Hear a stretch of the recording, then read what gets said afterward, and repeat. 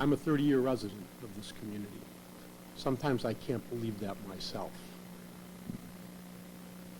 I've sat here listening to the level of compassion and conviction of everybody else that spoke before me, and I'm taken by it. And I'm mindful, one of the things that I had written in my notes that I meant to start with or to speak about was that through the history of this community as it matured and developed, there was a significant commitment and conviction to a high-quality, high-caliber school system. I moved here in 1980, and I remember as my 3 children went through this school system, and we considered ourselves fortunate that they did. And frankly, they flourished in part because of the academic structure and the cultural diversity of this school system. But never did the residents of this community fail to step forward and support their schools and demand a level of excellence and commitment from the board. When other communities around us failed to pass their millages, when government allowed us to support our own schools, West Bloomfield passed millages, and there was a general level of community support for parents to go out and make sure that they voted. My concern as a parent and as a parent of a staff member is that that concern and that commitment will be a victim, and maybe not a necessary victim, of a difficult economy. Teachers are the touchstone of this district. They're the most expedient and forward reach out that this district has to its constituents who are kids and to their parents.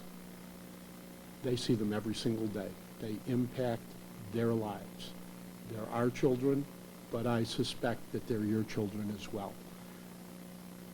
I am challenging this board to resolve its labor problems, which are significant, which I think none of you bargained for, which I think realistically none of us, none of you anticipated could be this grave when you chose to unselfishly give of yourself to become board members, but to do so without losing the conviction, the spirit, and the character that built this school system and made it outstanding. I'm going to say one more thing. I wasn't going to say this, but I'm going to say it. I probably have a slightly unique perspective in this, in that I've negotiated union contracts for 35 years. I've been on both sides of the give and take. I've been through the process. I have been involved in strikes, which I regret to this day. I have been involved in downsizing. I have been involved in a decertification.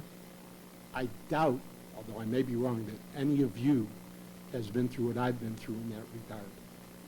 If it's true, as rumor, that you have a strategy to stall and not negotiate genuinely to be able to impose an impasse, then you've done all of these teachers and every one of these communities and most of your neighbors a huge disservice. Because I learned over negotiating 8 to 10 union contracts in my lifetime, nothing ever happens constructively until 2 sides sit down and start talking in earnest. And then it's amazing